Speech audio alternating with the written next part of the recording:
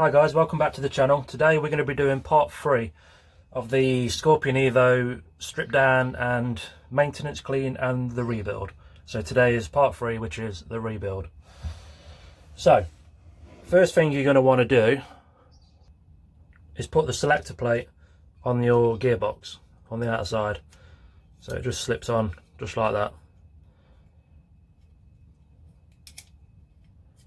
Okay.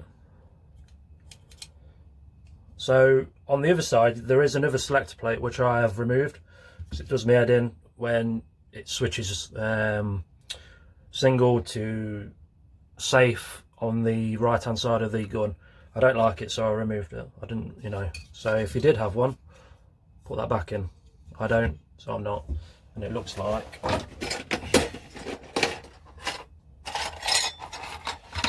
it'll look like that. That's it. And that'll just slide in there like so. But like I said, I removed it. I don't like the selector plate on both sides.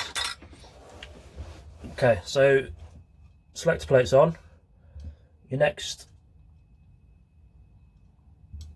step is your ECU trigger board. So just be really careful with this. They're not cheap to replace. I do highly recommend this one piece though. It's so much better than the two piece. With a two piece you get, there's all these pins and it's a two part. Now personally I don't like it. I didn't like it when I first stripped it down. So this single piece one, in my opinion, it's a lot better. It's also got the added marker switch on there, which is on your lobe gear, which is your sector gear. So that's him. Now we need to get them two little baby screws.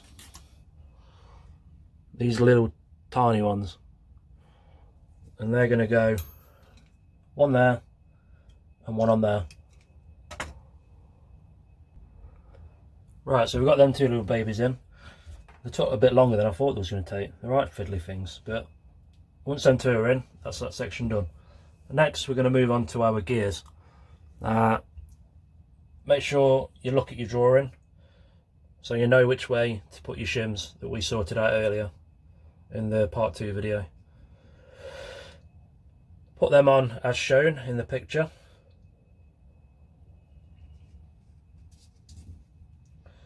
Like so. Once you've done all that, we're going to start with your spur gear. Now your spur gear goes in first, sits in there, that's spinning, beautiful. And then the next one is the bevel gear. So make sure your shims are on there, and that one goes in like that. Next one is your sector gear. Now the sector gear goes lobe facing down, like so. And we're going to have the teeth on this sector gear, just put them facing down. It's just going to help us when we put the cylinder and the piston in. Now one thing I will say is be careful of these shims, because there are sneaky gets. They get stuck to your fingers, you don't realise, and then all of a sudden it's not shimmed up correctly. So just make sure after every gear you're checking to make sure they're all in there. So that's all done. Next part is we need a clean cylinder head, piston head, nozzle and tappet plate.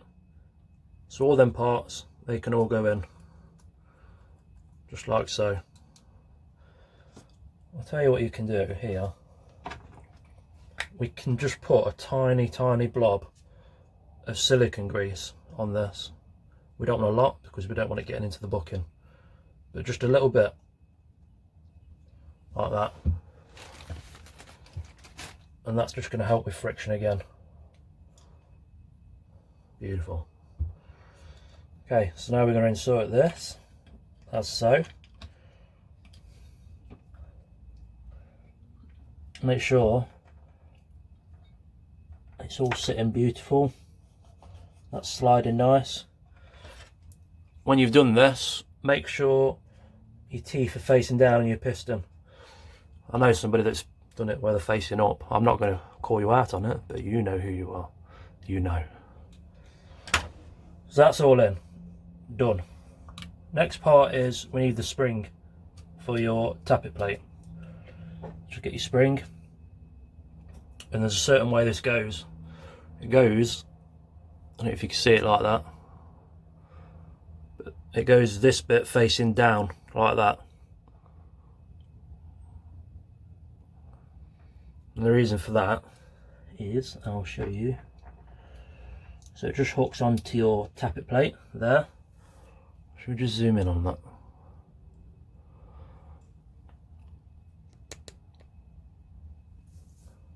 So we're hooked onto the tappet plate there, and then we're going to hook it onto the body. And the reason I said put the spring that way is because you can see how it sits nicely, and that loop is just going to sit just over there like that. So that's in.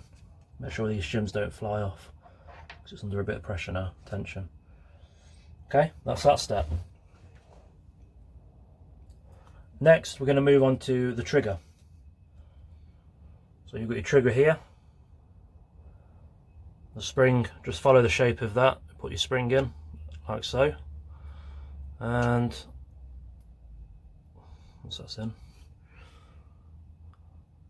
Sorry, I'm just going to zoom out.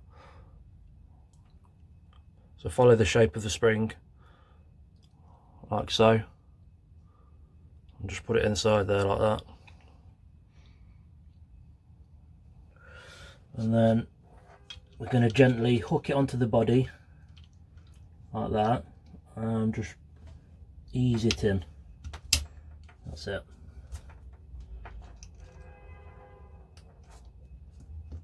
So we like that. Now I did mention earlier you can put a tiny piece of plastic on here and it will make it an even shorter pull, so it's short stroking it even more. I'll just show you the difference with that because I have done it on my other gun, which is here.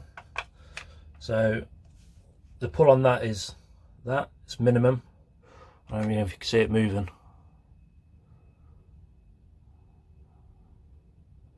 It's next to nothing. Whereas the pull on this one, it's still small, but it's noticeably different.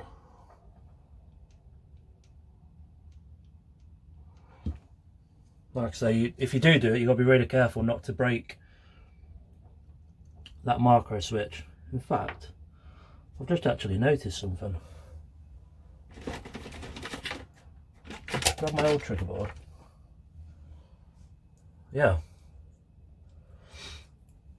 So on my previous one, the one that I broke, which is this one, can you see on the back there's nothing holding that from pushing off, which is what happened with my previous one. I pulled the trigger a bit hard and it pushed that off. Well, on this newer one, it's actually got a little arm that's holding that. That's quite clever. I just noticed that myself. Anyway, back to what we're doing. So all that's in, your trigger's in, this is in, it's all nice, your shims are all in place, everything's good. Next part is we need to get this little anti-reversal latch in. Now this is a bit of a pain, I'm not going to lie, it is a pain. The easiest way I figured out how to do it is getting a bolt which is the same size as your gearbox bolts. This is off an internal door handle set, one that bolts through both sides, and just get a pair of pliers, snip it off like that so you're left with a stem. Screw your stem in like that, as you can see.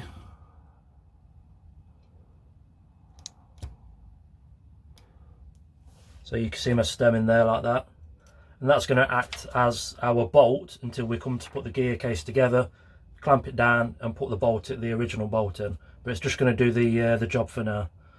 So we're just going to remove that bevel gear quickly, and we're going to put in our anti-reversal latch. Okay, sorry about that. there was a little shim that had come off, and I'd leant on it and it was on my arm. So your spring, it's going to be really difficult to show you this part, but that's your spring for your anti-reversal, and it's just sort of hooks on like that. Can't get the camera to focus, it's that small. And that's going to go on the stem like so, and one part of the spring, which is here, will hook down and sit against the body of the gearbox. Like I say, this is not a standard thing in the Evo. It's an aftermarket. It's to run the high-speed gear set and when it's been short stroked, etc. So if you had a shim on there, put your shim on.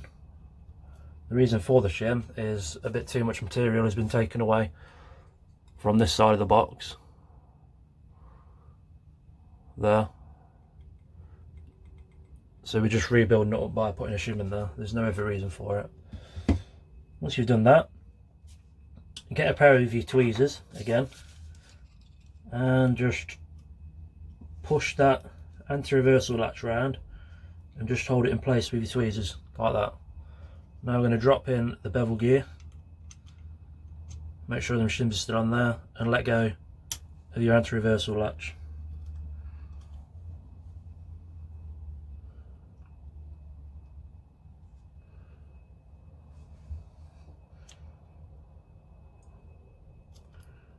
Just make sure that's sitting down properly, how it should be.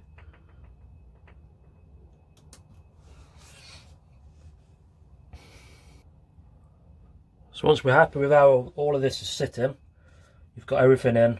So you've got your nozzle, your tappet plate, your spring for your tappet plate, your cylinder head, your cylinder, your piston head, your set of gears, all your shims are on, your trigger board is in, and your trigger is actually in place with your anti-reversal latch.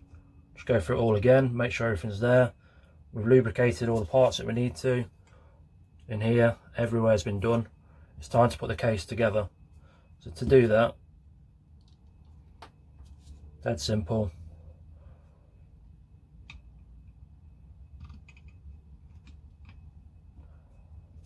Just going to go like that, and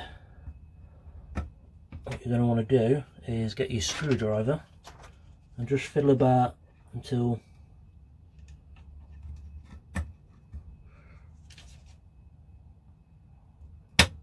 there we go.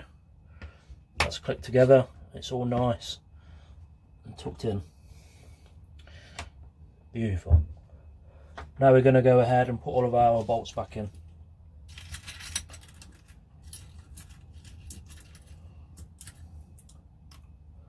So for this we had, I'm just going to lay them on here for you.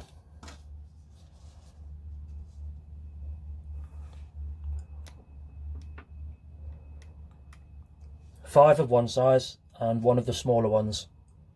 So we're just going to put all these in now. So we've got one in here, one in here, one in here. You can't see it, can you? So let's zoom out. You can see it. So one in there, one in there, one in there, one in there, and the smaller one on the top there.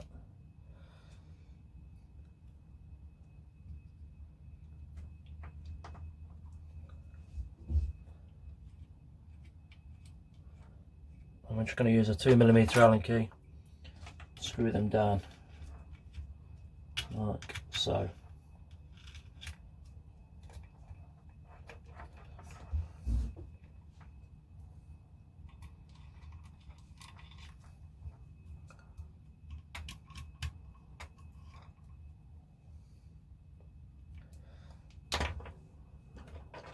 And remember not to over tighten these, because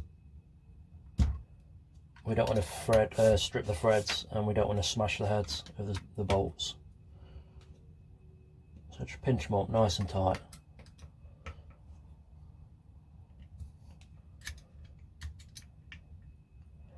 just like that.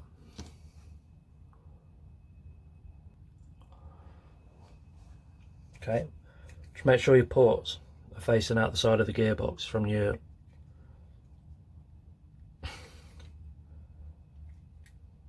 like that, from your cylinder. Mine was just a little bit twisted, so I've just pulled it around using my fingers, one side and the other, just twisted it around. Now you can see that. Now we've got the tricky part. And the tricky part is putting this little screw in replace of this peg. So you're going to start unwinding it from underneath, like so. And then whilst you're doing that, we want to be putting this screw in at the same time. So push down on the head.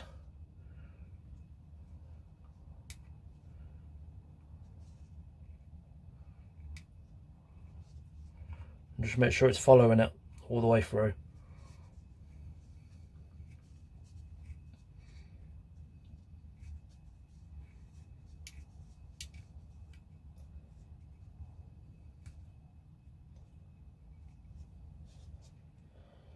Like that.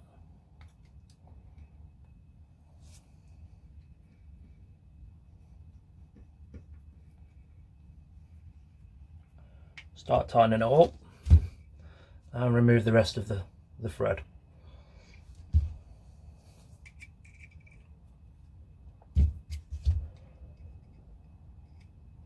Like so. Now that is in. Just going to check the anti-reversal latch to make sure that is still active and working. So to do that, we're just going to turn our gear and you can hear it clicking. That means it's catching the bevel gear, which is good.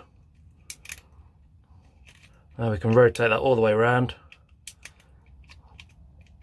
until it spins back to its original position.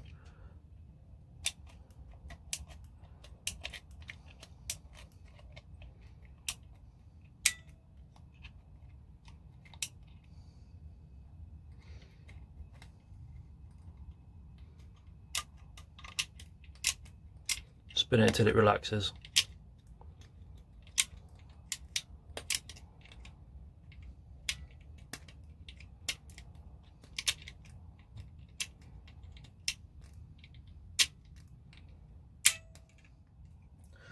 That's it.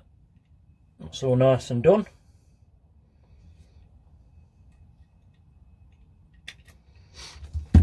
Now we can move on to the next stage.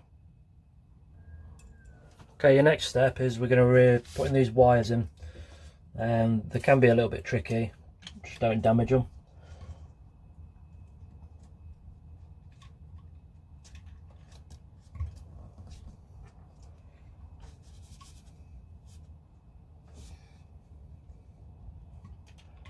Use a flathead screwdriver, just push one to one side while you're squeezing the other one in.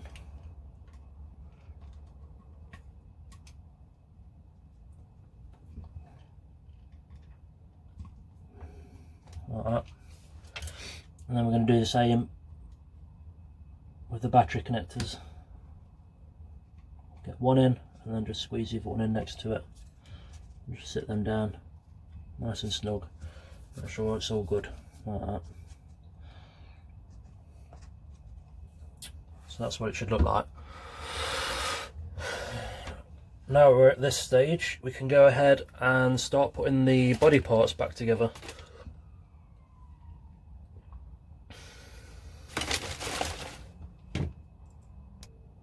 So this is where we should be at next.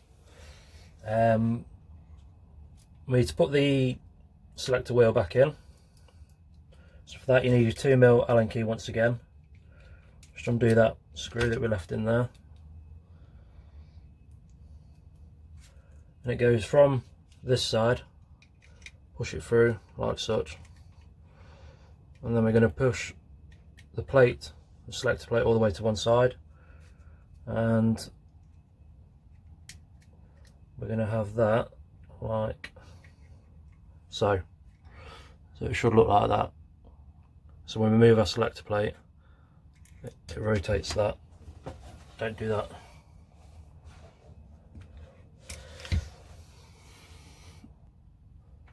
Okay, so it's back together as is. Don't drop it like I did. And that's that part. So I'm going to flick it back over and we're going to put the body on, the bottom half of the body. So for that, it's quite simple. It's just going to sit like that. Make sure these are both the same as they are. Make sure your selector plate is pushed all the way forward, and we're just going to put it in like that. And then, as you can see, it's all working how it should be. So once you've done that, you can go ahead and put this micro screw in underneath with your 2mm Allen key again.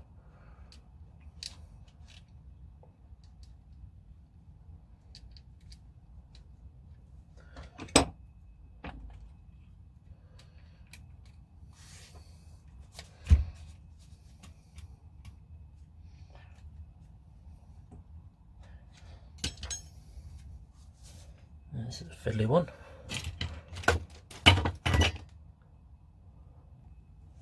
Once you've got that in, just go ahead and test the selector again. That's all okay. Keep it in the safe position on both sides. Now we're going to put the motor grip in. Now remember, your screws are still inside there. So just take them out like so. Flick it over. We're going to put the wires back inside the handle. And it can be a little bit tricky. Don't get them crossed when you put them in, so keep them as they are, like that.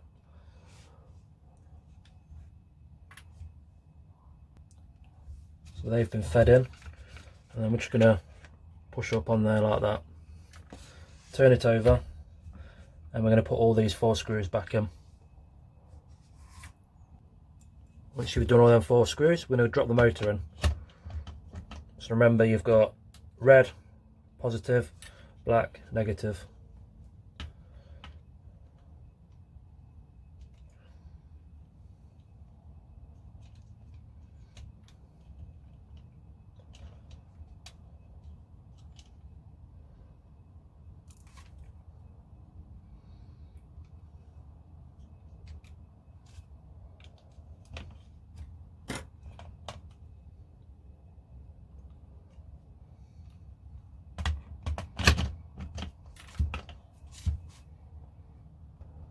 Okay, once them wires are on, I'm not going to lie, it was an absolute nightmare to get them on.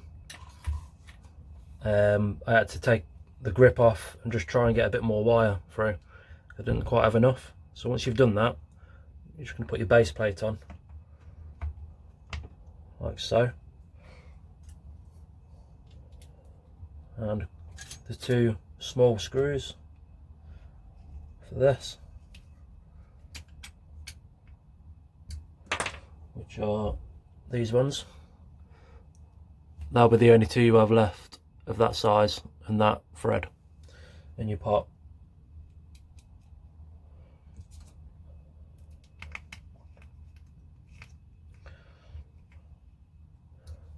Just give them a little nip. Don't over tighten them, we don't want to thread them, and we don't want to damage the heads. Okay, once that's done, just going to try the trigger again, make sure that's all alright.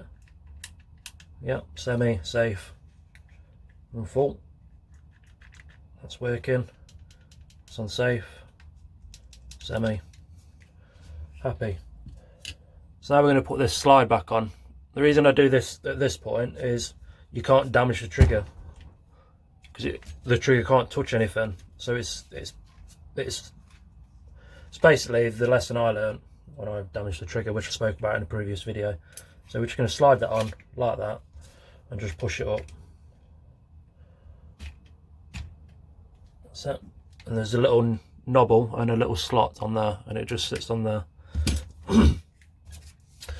Now we can go ahead and put our spring in, spring and guide.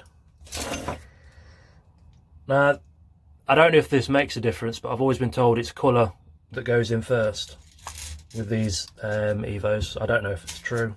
I don't know if it makes any difference. I'm not 100% sure, to be honest, but we'll just follow that. Get your Allen key.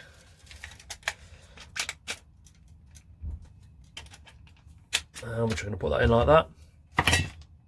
At this stage, before we go any further, we can now test it to make sure everything's working and it's back in as it should be. So I'm just going to grab a battery and I'll be back. Okay guys, so I'm just set up at the Chrono. We've finished the build. I'm just going to see what is running on the FPS. Don't forget your goggles. Let's go. First one was a 2.8 BB.